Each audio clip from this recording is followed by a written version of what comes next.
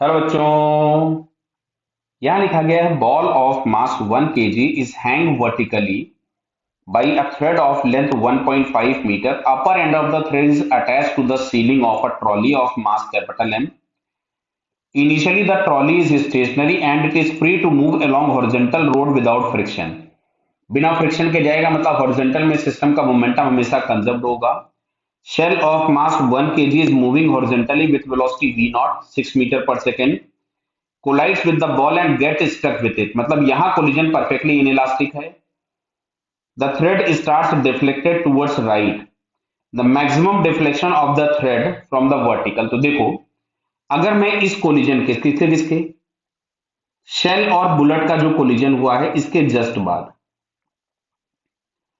मतलब sorry, shell और ball का जो कोलिजन हुआ है उसके जस्ट बाद की अगर हम लोग बात करें तो ये ऐसा दिख रहा था.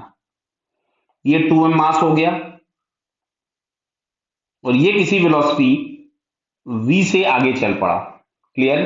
तो यहां अगर हम कंजर्वेशन ऑफ मोमेंटम लगा रहे थे तो हमें मिल रहा था m v not is equals to 2m into v. तो v बराबर आ रहा था v नॉट बाई 2 जो कि हम लोगों के पास आया था 3 मीटर पर सेकेंड. इस क्वेश्चन का फर्स्ट पार्ट.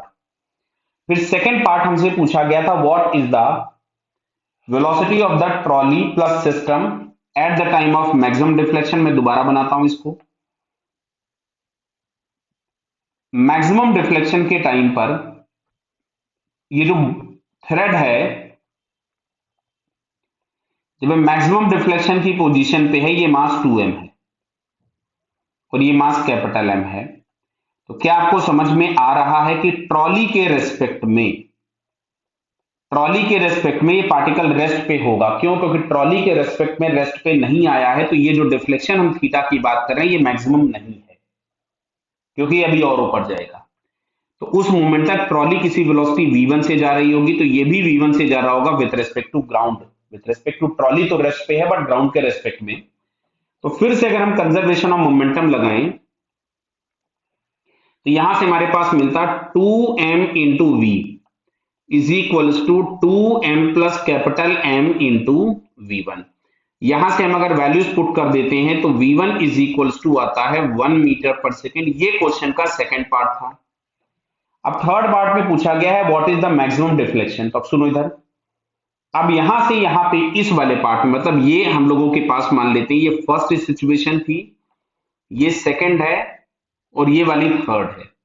बट अब फर्स्ट और सेकंड के बीच में तो एनर्जी कंजर्व नहीं होगी बिकॉज कोलिजन परफेक्टली इनइलास्टिक था. लेकिन सेकंड और थर्ड के बीच में एनर्जी भी कंजर्व होगी. क्यों? क्योंकि कोलिजन हो गया, जो लॉस होना था वो हो गया. अब आगे इस पे लगने वाले जो फोर्सेस हैं उनमें कोई भी नॉन कंजर्वेटिव नहीं, इसलिए एनर्जी कंजर्व होगी. क्लियर.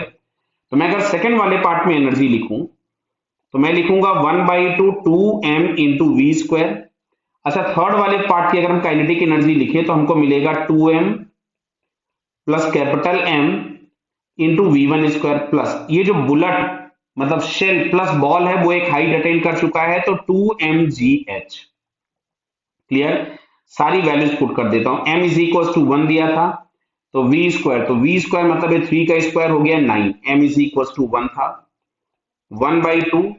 यहां 2 इंटू 1 प्लस 4 इंटू 1 का स्क्वायर प्लस 2 इंटू 1 m1 था इंटू 10 इंटू h बराबर है.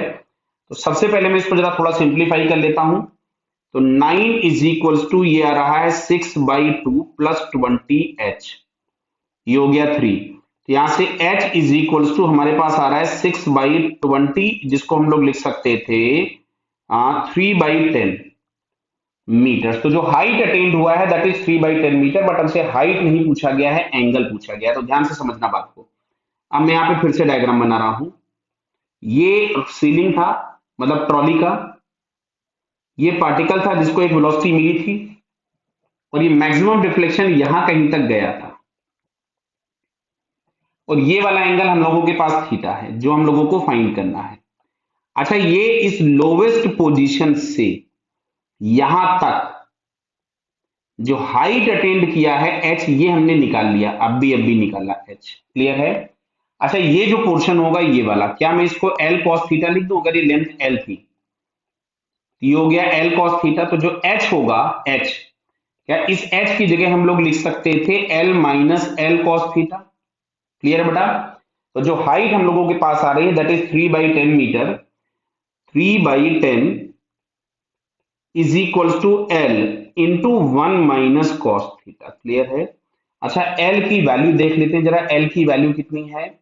तो लेंथ ऑफ द थ्रेड हम लोगों के पास दिया गया है, कहां गया, length of the thread is 1.5 metre. 1.5 बोले तो 1.5 बोले तो 3/2 मीटर। मैं इसकी जगह 3 पुट करूंगा जिससे कैलकुलेशन थोड़े से आसान हो जाए। तो यहां से हमारे पास आ रहा है 3/10 और एल की जगह हमने लिख दिया 3/2 into 1 minus cos of theta. तो देखिए 3 से 3 गायब हो गया, इससे ये 5 हो गया। तो यहां से हमारे पास आता है cos theta is equal to 1 minus 1/5। कितना आ रहा है? cos theta is equal to 1 minus 1/5। तो cos theta is equal to 4/5। हालांकि यहाँ पे हमको थीटा 37 पता चल गया, इतने जानकार हम लोग हो चुके हैं अब तक। बट यहाँ पे ऑप्शन cos इनवर्स के टर्म्स में दिए थे, तो इसको हम लोग लिख सकते थे cos इनवर्स ऑफ 4/5। क्लियर है? तो theta is equal to cos inverse of 4/5 किस ऑप्शन में दिया है? cos inverse of 4/5 first option में दिया है। Clear? So it's first answer is correct. Clear बेटा? Okay, all the best.